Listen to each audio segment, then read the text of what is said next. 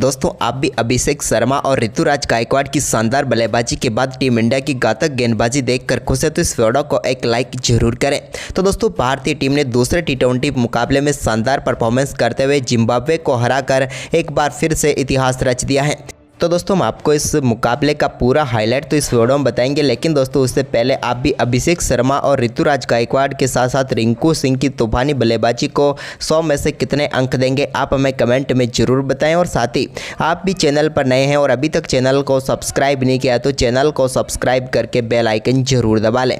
तो चलिए दोस्तों जानते हैं इस बेहद ही शानदार रोमांचक मुकाबले का पूरा हाईलाइट कि किस प्रकार से ऋतुराज गायकवाड़, अभिषेक शर्मा और रिंकू सिंह ने तूफानी बल्लेबाजी करते हुए जिम्बाब्वे की टीम के पर कच्छे उड़ाकर रख दिए। तो चलिए दोस्तों सबसे पहले हम बात कर लेते हैं आज के इस मुकाबले के टॉस की।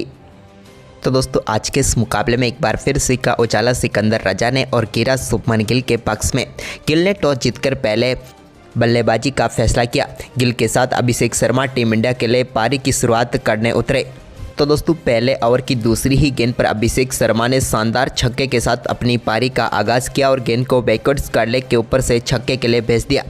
तो वहीं पर जिम्बाब्वे के लिए दूसरा ओवर मुजरबानी डालने आए तो उन्होंने दूसरे ओवर की दूसरी गेंद पर टीम इंडिया के कप्तान शुभमन गिल को मिड ऑन पर कैच करवा दिया ब्रेन बेनेट के हाथों और पहला झटका टीम इंडिया को दे दिया।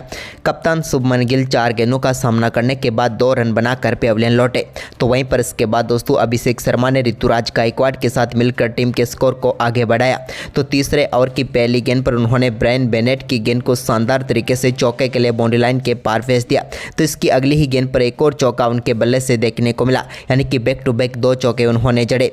तो वहीं पर इसके बाद दोस्तों यहाँ पर चौथे ओवर की आखिरी गेंद पर एक शानदार चौका ऋतुराज गायकवाड़ ने भी लगाया, जिसके चलते टीम इंडिया का स्कोर आखिर तक 6 ओवर में 36 रनों तक पहुंचा। लेकिन पावर प्ले के बाद शानदार बल्लेबाजी करनी शुरू की टीम इंडिया के बल्लेबाजों ने। तो 8वें ओवर की आखिरी गेंद पर ऋतुराज गायकवाड़ ने एक शानदार चौका लेग साइड में लगाया जोंगवे की गेंद पर।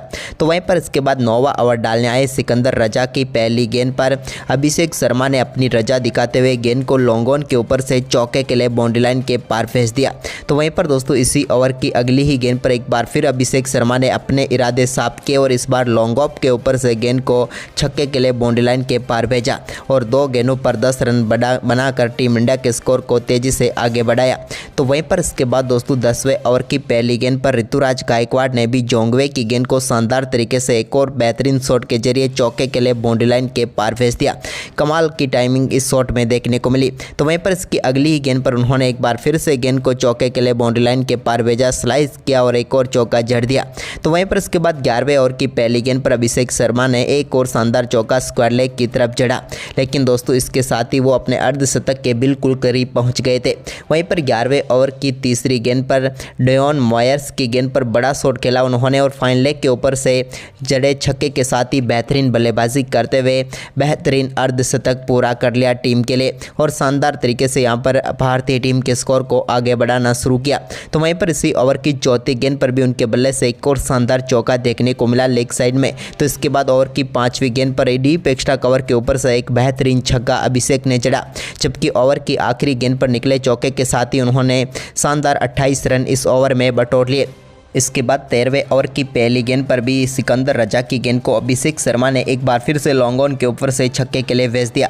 तो वहीं पर इसी ओवर की दूसरी गेंद पर भी अभिषेक ने एक बार फिर से गेंद को चौके के लिए बाउंड्री लाइन के पार भेजा एक्स्ट्रा कवर के ऊपर से ही, जबकि दोस्तों ओवर की चौथी गेंद पर भी शानदार बल्लेबाजी करते हुए ऋतुराज गायकवाड़ ने भी एक और चौका जड़ दिया।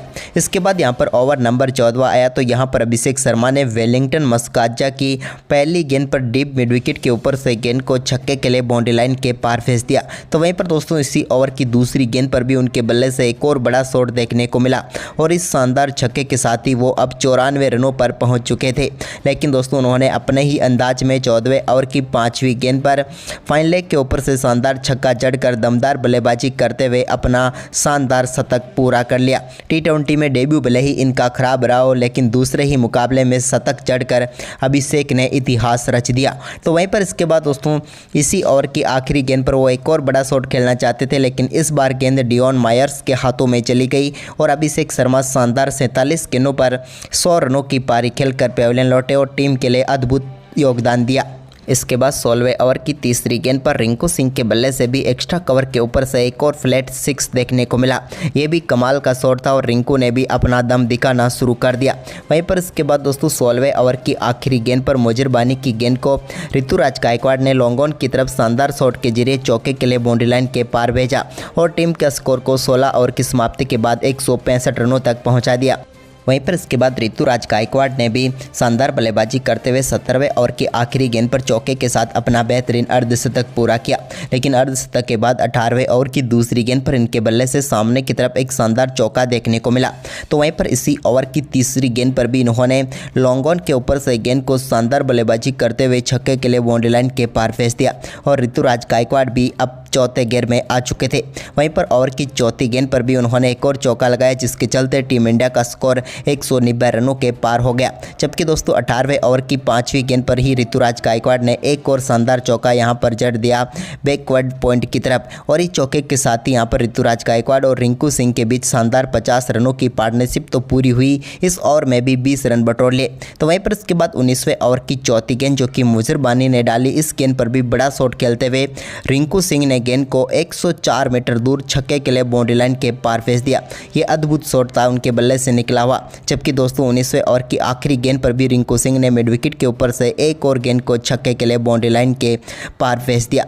इसके बाद आज के मुकाबले की पारी का आखिरी ओवर था। तो यहाँ पर पहली गेंद का सामना ऋतुराज गायकवाड़ कर रहे थे, तो गायकवाड़ ने यहाँ पर बैकवर्ड्स करले की तरफ पहली गेंद को चौके के लिए बाउंड्री लाइन के पार भेज दिया। ये भी एक शानदार शॉट था। इसके बाद दोस्तों तीसरी गेंद पर रिंकू सिंह ने भी शानदार तरीके से गेंद को चौके के लिए विकेट कीपर के ग्लव्स के पास से निकाल कर चौके के लिए भेज दिया। जबकि दोस्तों ओवर की 5वीं गेंद पर भी उन्होंने एक और शानदार शॉट खेला और डीप मिड विकेट के ऊपर से 85 मीटर का एक और शानदार छक्का उन्होंने जड़ दिया। जबकि दोस्तों ओवर की आखिरी गेंद थी और इस पर भी छक्के की जरूरत तो रिंकू सिंह को थी, जहां पर उन्होंने दमदार बल्लेबाजी करते हुए गेंद को छक्के के लिए बाउंड्री लाइन के पार भेजकर आखिरी ओवर में भी 21 रन बनाकर टीम इंडिया के स्कोर को 234 रनों तक पहुंचा दिया। रिंकू 48 तो वहीं पर 77 रन बनाकर नाबाद रहे गायकवाड़।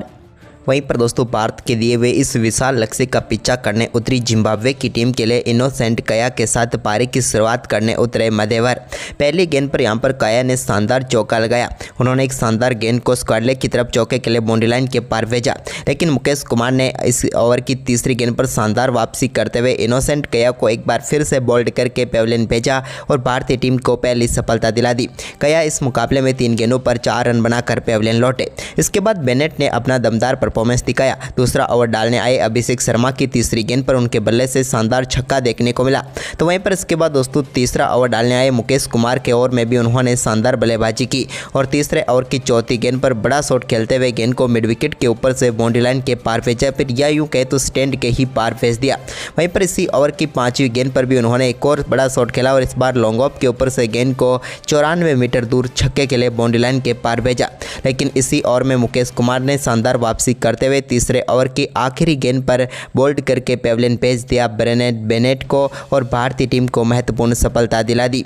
वो काफ़ी आक्रामक बल्लेबाजी कर रहे थे, लेकिन आखिरकार 9 गेंदों का सामना करने के बाद 26 रन बनाकर पेविलियन लौटे बेनेट। तो वहीं पर इसके बाद दोस्तों भारतीय टीम को आवेश खान ने चौथे ओवर की दूसरी गेंद पर एक और सफलता डियोन मायर्स के रूप में दिलाई। डियोन मायर्स सीधे रिंकू सिंह को अपना कैच थमा बैठे और आवेश खान ने भारतीय टीम को एक और महत्वपूर्ण सफलता दिला दी। डियोन मायर्स अपना खाता भी नहीं खोल पाए और गोल्डन डक पर ही चलते बने। तो वहीं पर इसी ओवर की आखिरी गेंद पर आवेश खान ने कप्तान सिकंदर रजा को एक शानदार बाउंसर गेंद डाली, जिस पर वो बचने की कोशिश में बल्ले का टॉपेज लगा बैठे और गेंद सीधे विकेट कीपर ध्रुव जुरेल के हाथों में गई और एक और सफलता भारतीय टीम को मिल गई। यहाँ पर सिकंदर रजा 4 गेंदों पर 4 रन बनाकर पेविलियन लौटे।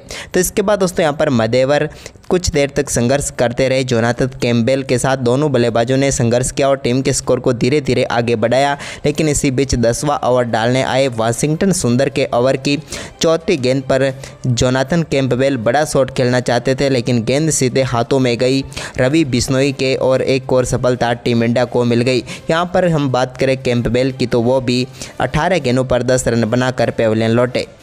तो वहीं पर इसके बाद यहां पर मडांडे को भी चलता क्या 11वें ओवर की तीसरी गेंद पर रवि बिश्नोई ने और भारतीय टीम की झोली में एक और शानदार सफलता दिला दी। मडांडे की हम बात करें दोस्तों तो वो 4 गेंदों का सामना करने के बाद 0 पर ही चलते बने। तो वहीं पर अब मुकाबला पूरी तरीके से टीम इंडिया की पकड़ में था, लेकिन इसको और पुख्ता किया। जब यहां पर वाशिंगटन सुंदर ओवर डालने आए तो उनके 12वें ओवर की पहली गेंद पर शानदार तरीके से रनआउट किया। यहां पर बेहतरीन डायरेक्ट हिट थ्रो देखने को मिला ध्रुव जुरेल का और उन्होंने शानदार तरीके से भारतीय टीम को सफलता दिला दी और वेलिंगटन मस्काजा को पेविलियन भेज दिया, जिन्होंने 3 गेंदों पर 1 रन बनाए। इसके बाद दोस्तों मदेवर ही एकमात्र ऐसे बल्लेबाज थे जो कि एक छोर संभाल कर बल्लेबाजी कर रहे थे, लेकिन 17वें ओवर की तीसरी गेंद पर उनको भी बोल्ड करके पेविलियन भेज दिया रवि बिश्नोई ने और मुकाबले को पूरी तरीके से भारतीय टीम की तरफ मोड़ दिया। 39 गेंदों पर 43 रन बनाकर पेविलियन लौटे मदेवर। तो वहीं पर इसके बाद तो दोस्तों कोई भी बल्लेबाज टिक कर बल्लेबाजी नहीं कर पाया, जिसके चलते भारतीय टीम ने इस मुकाबले में ऐतिहासिक जीत दर्ज करते हुए पिछले मुकाबले में मिली हार का बदला भी ले लिया और भारतीय टीम ने शानदार वापसी भी कर ली इस सीरीज़ में और सीरीज़ को 1-1 की बराबरी पर लाकर खड़ा कर दिया। तो दोस्तों भारतीय टीम का ये परफॉर्मेंस आपको कैसा लगा, हमें अपनी राय कमेंट बॉक्स में ज़रूर दें और साथ ही इस वीडियो को अपने दोस्तों के साथ ज़्यादा से ज़्यादा शेयर जरूर करें। धन्यवाद दोस्तों।